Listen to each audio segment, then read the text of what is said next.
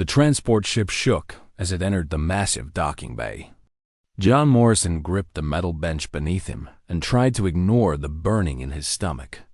He had never been to the Galactic Council before. None of them had. Beside him, Commander Chen sat perfectly straight with her hands folded on her lap. Her dark eyes stared ahead without blinking. She looked calm, but John noticed her fingers pressing together too tightly. On the other side of the small holding area, Captain Marcus leaned back against the wall with his arms crossed. The big soldier looked angry, but John could see worry in his weathered face. The ship stopped moving. Heavy footsteps echoed outside their door. John's heart hammered in his chest as the locks clicked open. "Move," said the guard.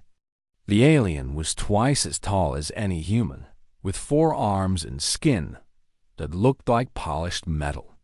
Its voice came from a device around its thick neck. They walked through corridors that stretched higher than most buildings on Earth. The walls were made of something that shifted colors as they passed. John had helped design human ships, but this place made him feel very small. Everything here was built to show power. Other aliens watched them as they walked. Some floated in the air like living clouds. Others looked like giant insects with too many eyes. A few seemed to be made of living crystal that caught the light and threw it back in rainbow patterns. All of them stared at the 3 humans with the same expression. They looked at them like dangerous animals. The guard led them into the largest room John had ever seen. The ceiling disappeared into darkness above them. 12 massive seats rose from the floor in a circle, each one different. Each seat held a being that ruled part of the galaxy. In the center of the circle was a small platform with 3 human-sized chairs. The chairs looked tiny and helpless under the towering alien forms above them. "Sit," the guard commanded. John took the middle chair. Chen sat to his left, Marcus to his right. The platform began to rise slowly until they were level with the alien council members. John felt like he was floating in space, surrounded by giants. One of the crystal beings spoke first. Its voice rang like breaking glass. "Humans John Morrison, Chen Wei-Lin, and Marcus Sullivan. You stand accused of crimes against galactic law." A creature that looked like living smoke drifted forward. "You have violated the terraforming accords of Sector 7, it said in a voice like wind through caves. "You changed 3 worlds without permission from the Council." The insect-like being clicked its mandibles together. "You have disrupted trade routes that have existed for 1,000 years, it buzzed. "Your ships block passage that is guaranteed by treaty." The largest member of the Council was something John could barely understand. It looked like a machine, but it moved like it was alive. Ancient metal covered in strange symbols. "Most serious," it said in a voice that seemed to come from everywhere at once. "You have destroyed the Kepler mining facility. 700 workers died in your attack." John felt sick. The way they said it made humans sound like monsters. But he knew the truth was different. Commander Chen spoke first. Her voice was steady and clear. "Honorable Council," she said, "we accept that we broke some of your laws. But we ask you to hear why we did these things." The crystal beam made a sound like shattering ice. "There is no excuse for terrorism," it said. Captain Marcus stood up fast. The guards moved toward him, but he held up his hands. "Terrorism?" he said, his voice rough with anger. "You want to talk about terrorism? Let me tell you what we found on Kepler." "Sit down," commanded the machine being. "You will speak when given permission." Marcus did not sit. "Those 700 workers you mentioned? They were slaves.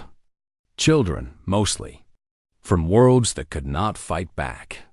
Your mining facility was a death camp." The smoke creature swirled faster.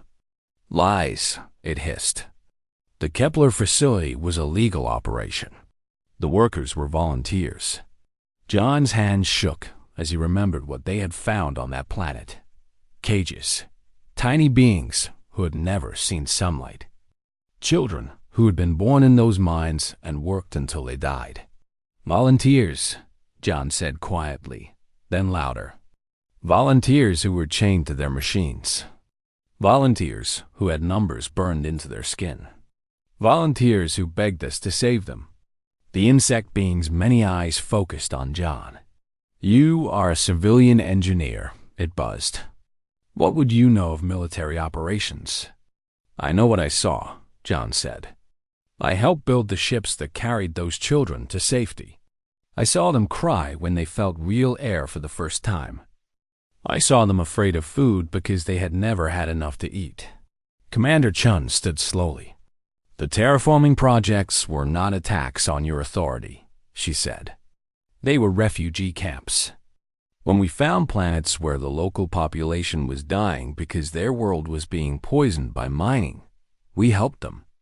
We gave them new homes. Without permission, the crystal being rang out. Permission from who? Chen asked. From the same council that let their world die in the first place. The machine being's symbols glowed brighter. Order will be maintained, it said. The galaxy is stable because we maintain order. Marcus finally sat down, but his voice was still hard. Your order is built on suffering, he said. You keep peace by crushing anyone who asks for something better. John looked around at the 12 alien faces. Some looked angry. Some looked confused. But in a few, he saw something else. He saw doubt. The crystal being spoke again, but its voice was not as sure as before. These are serious accusations, it said. But accusations are not proof. Then let us show you proof, Commander Chen said. Let us show you what we really did, and why we did it. The machine being was quiet for a long time. Its ancient metal face was impossible to read. Finally, it spoke. Very well, it said. We will hear your evidence. But know this, humans. If you cannot justify your actions, the penalty is death. Not just for you three, but for your entire species. Earth itself will be cleansed. John felt ice in his veins, but he did not look away from the alien council. Around him, Chen and Marcus sat straighter. They had come here knowing this might happen. But they also knew that someone had to speak for those who could not speak for themselves. The trial would begin tomorrow. Tonight, they would prepare to fight for every human life and for the truth that the galaxy needed to hear. The second day of the trial began before John could see any sun through the small window in their holding cell. The guards came early, leading the three humans back to the great chamber. This time, the room was filled with more aliens. Hundreds of different species crowded the viewing areas high above. Some John had never seen before. Others he recognized from the neutral stations where humans and aliens sometimes traded goods. All of them watched the three humans with curious eyes. The machine being spoke first. Today we will present the evidence of human crimes, it announced. Let all who witness understand why these creatures must be stopped. A new platform rose from the floor. On it stood several aliens John had never seen before. One was tall and thin with pale blue skin. Another was covered in thick fur and had 6 legs. The third looked like a walking tree with silver bark. The blue-skinned alien stepped forward. I am Director Vex of the Kepler Mining Consortium, it said in a high musical voice. The humans destroyed my facility and murdered my workers. They did this without warning, without mercy. John wanted to stand up and shout, but Commander Chen put a hand on his arm. She shook her head slightly. Wait, she whispered. Director Vex continued. The Kepler facility was a model operation. We provided jobs for beings from many worlds. We followed all council regulations. The workers were fed, housed, and paid fairly. A large screen appeared in the air above them. It showed images of the Kepler facility. In the pictures, it looked clean and bright. Workers were smiling. The dormitories looked comfortable. The dining halls seemed well stocked with food. These humans attacked us because they want to control our mining operations, Vex said. They destroyed everything we built and took our workers to use as slaves on their own projects. Captain Marcus made a sound like a growl, but Chen squeezed his arm harder. The furry alien stepped forward next. I am Trade Master Grax of the Centauri Root Authority, it said through a translator collar. For 800 years, my people have managed the shipping lanes through the Centauri system. We charge fair prices for safe passage. Another screen showed star maps with bright lines marking shipping routes. The lines looked organized and efficient. The humans block our lanes with their military ships, Grax continued. They demand that ships carry extra food and medical supplies. They inspect cargo that is none of their business. They have made trade impossible. Trade was profitable before the humans came, Grax said.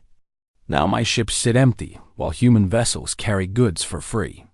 They are destroying the economy of the entire sector. The tree-like alien was last. I am Bloom of Distant Stars, it said in a voice like rustling leaves. I speak for the Terraforming Council. The humans have violated every law we have made to protect growing worlds. This screen showed planets from space. Some were green and blue like Earth. Others were red or brown, but all looked peaceful and organized. Terraforming must be done slowly, Bloom of Distant Stars explained. It takes centuries to build a proper atmosphere. The humans do it in years. They ignore safety protocols. They create unstable environments that will collapse and kill everything on them. Worse, they give these dangerous worlds to species that have not earned them. They do not ask permission from the council. They do not follow proper procedures. They create chaos wherever they go. When the three aliens finished speaking, the crystal being turned to the humans. What do you say to these accusations? It asked. John stood up slowly. His legs felt weak, but his voice was strong. Everything they just told you is true, he said. The room exploded with noise. Aliens called out in languages John could not understand. The guards moved closer to the platform. Silence, boomed the machine being. The noise stopped immediately. John continued. We did destroy the Kepler facility. We did block the Centauri trade routes. We did terraform planets without your permission. But let me show you what these three did not tell you. Commander Chen activated a device she had been hiding in her uniform. The screens above them changed. Now they showed different images of the Kepler facility. The first image showed a long line of small beings in chains. They were so thin John could see their bones through their skin. Guards with electric weapons stood over them. These were Director Vex's happy workers, John said. Most of them were under 10 years old. The next image showed the dormitories Vex had mentioned. But now they could see inside. Hundreds of beings were packed into rooms barely large enough for 20. They slept on metal floors with no blankets. These were the comfortable living quarters, Chen said. More images followed. Beings collapsed from exhaustion in the mines. Bodies being thrown into disposal units. Guards beating workers who moved too slowly. The room was completely silent now. Director Vex, Marcus said, standing up. Tell the council how much you paid these workers. The blue-skinned alien's mouth moved, but no sound came out. Nothing, Marcus answered for him. You paid them nothing because they were slaves. You bought them from worlds that could not defend themselves. Chen changed the screens again. Now they showed the Centauri trade routes, but from a different angle. Human ships were indeed blocking the lanes, but the images showed why. Trademaster Grax charges fair prices, Chen said, but only to ships carrying weapons or luxury goods for rich worlds. Ships carrying food to hungry planets pay 10 times more. Ships carrying medicine pay 20 times more. The screens showed cargo manifests. Weapons and entertainment devices moved freely through the routes. Food shipments were delayed for months. Medical supplies were often turned away completely. We blocked the routes to inspect cargo because Grax was letting weapon dealers ship guns to war zones while children on peaceful planets starved. Chum said. John took over for the terraforming evidence. Bloom of distant stars is right that terraforming should be done carefully, he said. But some worlds do not have centuries to wait. The new images show planets that were dying. Atmospheres poisoned by industrial accidents. Oceans turned to acid by mining waste. Populations fleeing as their worlds became uninhabitable.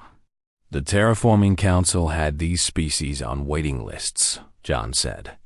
Some had been waiting for 400 years while their planets died around them. We gave them new homes because waiting meant death. The screens showed the same planets after human terraforming. They were not perfect, but they were alive. Children played in clean air. Families grew food in fertile soil. Our methods are faster because we use the life that is already there instead of replacing it, John explained. We work with nature instead of controlling it. The tree-like alien swayed angrily. Your methods are dangerous, it rustled. Unstable, unproven. John smiled for the first time since the trial began. You are right, he said. Our methods are unproven. We have only been terraforming for 50 years. But in that time, we have saved 17 species from extinction. How many has the Terraforming Council saved in the last 50 years? Bloom of distant stars was silent. 0, Commander Chen said. In 50 years, the Council approved 0 emergency terraforming projects. 14 species went extinct while waiting for permission. The machine being leaned forward. You present compelling images, it said. But images can be faked. How do we know these are real? Captain Marcus grinned. It was not a pleasant expression. Because tomorrow, we are going to bring witnesses, he said. Real beings who were there. Beings who lived through what these 3 call legal operations. And then, John added, we are going to show you something else.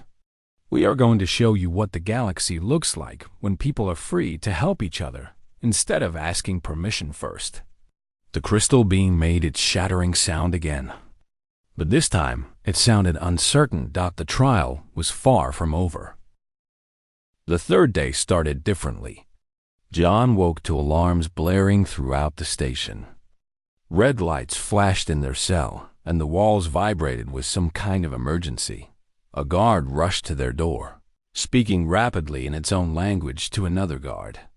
John could not understand the words, but he heard fear in the alien's voice. Commander Chen was already awake, listening carefully. She spoke several alien languages and caught fragments of their conversation. Something is broken, she whispered to John and Marcus. Something important. The guards opened their cell and hurried them toward the council chamber. But instead of the usual route, they took side corridors John had not seen before. Through windows, he could see alien technicians running back and forth, carrying tools and equipment. When they reached the great chamber, chaos waited for them. Half the council members were missing. The ones who remained looked agitated. Technicians crawled over panels that sparked and smoked. The crystal being was making high, urgent sounds like breaking bells. What is happening? John asked one of the guards. The guard looked nervous. Main power core failing, it said in broken human language. Station dying. All life support stopping soon. The machine being noticed the humans arriving and called them forward. Engineer Morrison, it said, and for the first time its voice sounded uncertain. Your file says you designed power systems for human ships. John nodded. I do. What kind of power core? Quantum fusion matrix, the machine being said. Built by the architects 3,000 years ago. It has never failed before. One of the alien technicians approached. It looked like a walking fish with 4 arms and tools growing from its fingers. "The core is unstable," it said through its translator. "We cannot find the problem. Everything looks correct, but the power keeps dropping." John looked at Commander Chen and Captain Marcus. Chen shrugged. Marcus nodded. "Can I look at it?" John asked. Several council members made sounds of protest. The crystal being rang out sharply. "Humans are not permitted in secure areas," it said. Thought the machine being was quiet for a moment. Then it said, "This human is on trial for his life. He has nothing to gain by sabotaging us. And if the station dies, we all die together." The fish-like technician led John through corridors deeper than any he had seen. The walls here were older, made of materials that felt ancient and powerful. They passed rooms full of technology John could barely understand. The power core chamber was enormous. In the center, a sphere of pure energy hung suspended in the air, held by 6 massive pylons. It should have been bright and steady, but instead it flickered like a dying candle dot around the sphere. Dozens of alien technicians worked frantically. They used scanners and tools that looked more advanced than anything John had ever seen. But they all looked confused and frustrated. "Show me the diagnostic readings," John said. The fish technician handed him a device covered in symbols John could not read. But numbers were numbers, and energy patterns were energy patterns. He studied the data for several minutes. "The problem is not mechanical," John said finally. "It is harmonic." The technicians looked at each other. "Harmonic?" one asked. John knelt down and picked up a piece of metal debris from the floor. He tapped it against one of the pylons. It made a clear, pure tone. "The pylons are vibrating out of sync with each other," John explained. When they built this system 3,000 years ago, all 6 pylons sang the same note. But over time, thermal stress has changed their resonance frequency. Now they are fighting each other instead of working together. An alien that looked like a walking crystal spider clicked its legs together. "That is impossible," it said. "The architects built this core to last forever. It cannot degrade." John smiled. "Nothing lasts forever. Everything changes. But that does not mean it cannot be fixed." He walked around the chamber, tapping each pylon with his piece of metal. Each one made a different sound now. Some were higher, some lower, none of them matching. "I need something to adjust the tension in the support struts," John said. "Something that can change the molecular density of the pylon material." "We have harmonic adjusters," the fish technician said. "But the calculations would take days." "We do not have days." John grinned. "I do not need calculations. I need to listen." What followed was the strangest repair job of John's life. While alien technicians watched in confusion, he used their harmonic adjusters like musical instruments. He would tap a pylon, listen to its tone, then adjust the struts until the sound changed. He started with the first pylon, tuning it to the note he remembered from the diagnostic readings 3,000 years ago. Then he tuned the second pylon to match the first. Then the third. The other aliens thought he was insane. They kept showing him computer models and mathematical formulas. They insisted that proper engineering required precise measurements and careful calculations. But John ignored them. He listened to the song the pylons wanted to sing together. When he finished tuning the 6th pylon, the change was immediate. The energy sphere blazed back to life, steady and bright. The harmonic vibration that had been tearing the system apart became a harmonic resonance that made it stronger. The alien technicians stared in silence. Then they began checking their instruments frantically. Everything showed green. The station's power was not just restored, it was more stable than it had been in centuries. "How?" the crystal spider asked. "How did you know to do that?" John wiped sweat from his forehead. My grandfather was a mechanic, he said. He taught me that every machine has its own voice. If you listen carefully, it will tell you what is wrong. When they returned to the council chamber, word of the repair had already spread. The missing council members had returned, and they all stared at John with new expressions. Not fear this time, but confusion. Commander Chen was waiting with a smile. While you were playing with their power core, she said, I had an interesting conversation with some of the council members. It seems several of them have problems their own technicians cannot solve. The machine being spoke slowly. Human Morrison, it said. The architect core had been failing for 200 years. Our best engineers from 12 species could not repair it. How did you succeed in one afternoon? John sat down in his chair, suddenly very tired. Because you were trying to force it to work the way you thought it should work, he said. I listened to how it wanted to work and helped it do that instead. Captain Marcus leaned forward. That is the difference between humans and the council, he said. You try to control everything. We try to understand everything. Understanding leads to harmony, Commander Chen added. Control leads to breakdown. The crystal being made a sound like wind chimes. This proves nothing about your other crimes, it said, but its voice was not as certain as before. Does it not? John asked. Today, I fixed the machine by listening to it instead of controlling it. Yesterday, we showed you worlds that are thriving because we helped them instead of managing them. Tomorrow, we will show you beings who are free because we liberated them instead of ruling them. The machine being was silent for a long time. Around the chamber, other council members whispered among themselves. In the viewing areas, alien observers leaned forward to hear better. Finally, the ancient machine spoke. We will hear your witnesses tomorrow, it said. But remember, humans, one act of engineering genius does not excuse violations of galactic law. John nodded. You are right, he said. But maybe it is time to ask whether your laws are serving the galaxy, or whether the galaxy should serve your laws. As the guards led them away, John noticed something different. Some of the aliens in the viewing areas were not looking at the humans with fear anymore. They were looking at them with hope. The real trial was just beginning. The fourth day brought witnesses. The great chamber was packed with beings John had never imagined could exist. The viewing areas overflowed with creatures from hundreds of different worlds.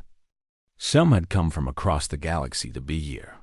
The first witness was small, barely reaching John's waist. Its fur was golden, and its large eyes were bright with intelligence. When it spoke, its voice was high and musical like a child's song. I am Pip of the Kepler survivors, it said through a translation device that hung around its tiny neck. I was born in the mines. I lived there for 8 years before the humans came. Director Vex, who sat with the other accusers, shifted uncomfortably in his seat. Pip continued without fear. We worked 16 hours every day. We ate 1 meal of gray paste. When we were sick, we still worked. When we were injured, we still worked.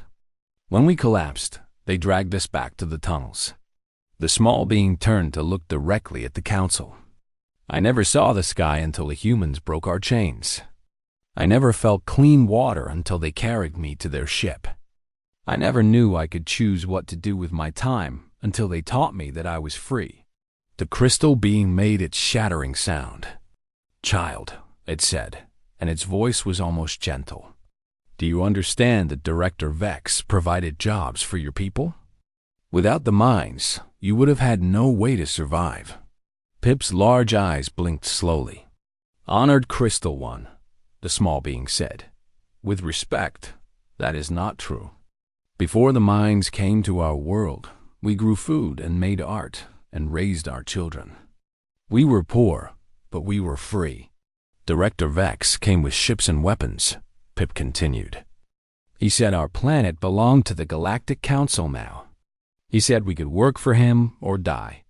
That is not a job. That is slavery. More witnesses followed.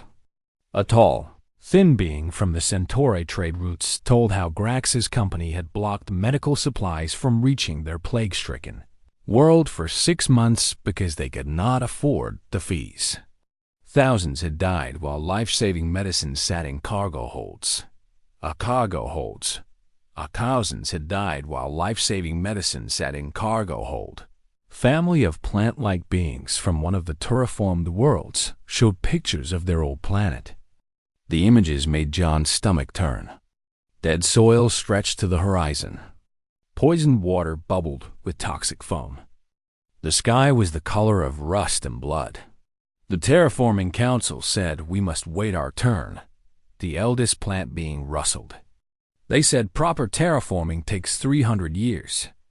But our world was dying in 5 years. The humans gave us hope when the council gave us only forms to fill out. Each witness told the same story. The council's laws protected the powerful while the weak suffered. The council's order was built on the pain of those too small to matter. But the most important witness came last. The machine being that ruled the council called forward a figure John recognized. It was another architect, but this one was even older. Its metal was darker, its symbols more faded. When it moved, age and weariness showed in every gesture. "I am first among equals," the ancient machine said. "I was present when the Galactic Council was formed 10,000 years ago." Even the other council members looked surprised. This architect was so old that most beings thought it was a legend. "Tell us, Ancient One," the ruling machine said. "Were the humans right to break our laws?" First among equals moved slowly to the center of the chamber. When it spoke, its voice carried the weight of centuries. "When we created the council," it began, "we had just survived the War of Suns. Billions had died in conflicts between young, aggressive species.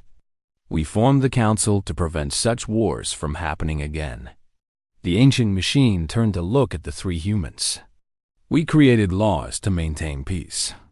We built systems to preserve order. We established procedures to prevent change, because change led to conflict." John felt his heart sinking. This ancient being was going to support the council against humanity. But first among equals continued. "For 10,000 years, our system worked. We had peace. We had order. But slowly, we forgot why we wanted these things. We wanted peace so that beings could live happy lives. But our peace became a prison that kept beings from living at all. We wanted order so that species could grow and prosper. But our order became chains that prevented growth." The ancient machine's symbols flickered brighter. "We wanted to prevent the mistakes of the past. But we created new mistakes. We stopped war by stopping life." First among equals turned to face the council. "I have watched 12 species go extinct while waiting for permission to save themselves. I have seen countless beings live and die without ever knowing freedom. I have seen our peace become a graveyard." The chamber was completely silent now. Even the other council members seemed afraid to breathe. "The humans are guilty of breaking our laws," the ancient architect said. "But our laws are guilty of something worse. They are guilty of breaking hope." Captain Marcus stood up slowly. "Ancient One," he said with respect, "are you saying the council's laws are wrong?" The old machine considered this carefully. "Not wrong," it said finally, "but incomplete. Law should serve life, not rule it. Order should protect growth, not prevent it. Peace should enable freedom, not replace it." Commander Chen rose from her chair. "What do you suggest we do?" First among equals looked around the chamber at all the different species watching from the viewing areas. "I suggest we remember why we created the council in the first place," it said. "Not to control the galaxy, but to help it flourish." The machine being that led the council made a grinding sound that might have been confusion. "But without control, there will be chaos," it said. "Young species will make the same mistakes we made. They will fight wars. They will destroy themselves. John stood up and spoke for the first time that day. Maybe they will, he said. But maybe they will also create things you never imagined. Maybe they will solve problems you never could. Maybe they will become something wonderful that no one has ever seen before. You cannot prevent all mistakes by preventing all choices, Commander Chen added. Safety without freedom is not life. It is just very slow death. Marcus crossed his arms and grinned his dangerous grin. Besides, he said, I have seen what happens when young species are allowed to grow. I have seen former enemies become friends. I have seen the weak become strong. I have seen the galaxy get better when beings are free to make it better. I have seen the galaxy get better. First Among Equals nodded slowly. The humans understand something we forgot, the ancient machine said. Growth requires risk. Progress requires change. Life requires the freedom to make mistakes and learn from them. The old architect turned back to the council. I have one question for my fellow rulers, it said. When did we become so afraid of the future that we stopped believing in it? Several council members shifted uncomfortably in their massive seats. The crystal being made uncertain chiming sounds. The smoke creatures swirled faster and faster. But in the viewing areas, something else was happening. Aliens who had been silent for thousands of years began to whisper among themselves. Species that had never spoken in the presence of the council began to stand up. A small, furry being called out from high in the gallery. What if we do not want to wait for permission anymore? Another voice joined in. What if we want to choose our own paths? Soon dozens of voices were calling out questions the council had never been asked before. The chamber filled with the sound of species that had been silent for millennia, finally finding their voices. The machine, being that ruled the council, called for order, but the voices did not stop. For the first time in thousands of years, the galaxy was not listening to the council. It was listening to itself. Tomorrow would bring the final day of the trial. But John suspected that no matter what judgment the council passed, the galaxy had already made its choice. The fifth day began in chaos. The guards who came for the humans looked nervous and confused. Outside their cell, John could hear voices shouting in dozens of different languages. The station itself seemed to vibrate with tension. As they walked to the council chamber, John saw aliens gathered in groups throughout the corridors. Some were arguing. Others were making plans. Many were holding signs written in scripts John could not read, but their meaning was clear from the pictures and symbols. The great chamber had changed completely. The viewing areas were packed beyond capacity. Aliens floated in the air when there was no room to stand. Others clung to the walls or hung from the ceiling. The crowd was so thick that the guards had trouble reaching the center platform. But the most shocking change was in the council itself. Only 7 of the 12 seats were occupied. 5 council members had left during the night. The machine being that led the council looked older and more worn than before. Its metal surface was dulled, and its symbols flickered weakly. When it spoke, its voice carried exhaustion. We gather for the final day of judgment, it announced, but its words were almost lost in the noise from the crowd. Commander Chen leaned forward. Before you pass judgment on us, she said, there is something we need to tell you. The crystal being made its shattering sound, but it was quieter than before. You have said enough, it said.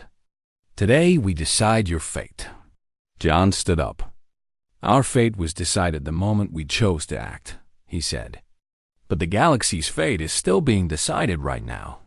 Captain Marcus gestured toward the packed viewing areas. Look around you, he said. Do you see what is happening? For the first time since the trial began, the council members turned to look at the aliens watching from above. What they saw clearly disturbed them. The viewing areas were not just packed with observers anymore. They were organized. Different species stood together in groups, but the groups were talking to each other. Alliances were forming between beings who had never spoken before. A voice called out from the crowd, "We do not need the Council's permission to help our neighbors." Another voice joined in, "We can trade with whoever we choose." Soon the chamber echoed with declarations of independence from species across the galaxy. The smoke creature swirled frantically. "This is chaos," it hissed. "This is exactly what the Council was created to prevent." Commander Chen smiled. "This is not chaos," she said. "This is freedom. This is what the galaxy sounds like when beings are allowed to speak for themselves." The machine being tried to restore order. Silence. It boomed with all its remaining power. The crowd quieted, but only for a moment. Then, first among equals, the ancient architect rose from a seat John had not noticed before. The old machine had been sitting with the witnesses, not with the Council. "My fellow architects," first among equals said to the ruling machine, "I believe it is time for us to step aside." "Step aside?" The crystal being rang out in shock. "The galaxy needs our guidance." The ancient machine looked at the crowd, then back at the Council. "The galaxy needs many things," it said, "but our guidance is not one of them anymore." First among equals turned to address the entire chamber. 10,000 years ago, we created the Council because the galaxy was too young to govern itself. Today, I declare that the galaxy has grown up. The noise from the crowd was deafening now, but it was not the sound of chaos. It was the sound of celebration. John felt tears in his eyes as he watched beings who had been silent for centuries finally finding their voices. He saw species that had been enemies for millennia shaking hands. He saw the future being born, but not all the Council members were ready to accept change. The insect being buzzed angrily. "You cannot simply dissolve the Council," it said. "We have treaties. We have responsibilities. We have power." "We have power," Captain Marcus agreed. "The question is, what do we do with it?" The machine being that ruled the Council was silent for a long time. Its symbols flickered as it processed what was happening. Finally, it spoke. "If we dissolve the Council," it said, "there will be conflicts. Young species will make mistakes. Some will be hurt." Commander Chen nodded.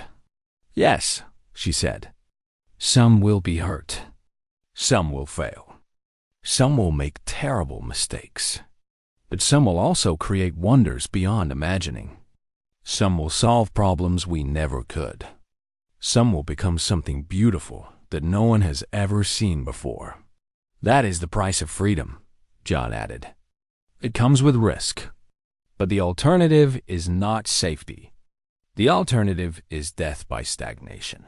First among equals moved slowly toward the center of the chamber. "I have lived for 50,000 years, the ancient machine said. "I have seen empires rise and fall. I have seen species evolve and disappear. But I have never seen anything as beautiful as what is happening in this chamber today." The old architect turned to look at the three humans. John Morrison, Chen Wei-Lin, Marcus Sullivan. "You came here as criminals facing execution. But you have given the galaxy something more valuable than your lives. You have given it hope." The ruling machine being made a sound like grinding gears.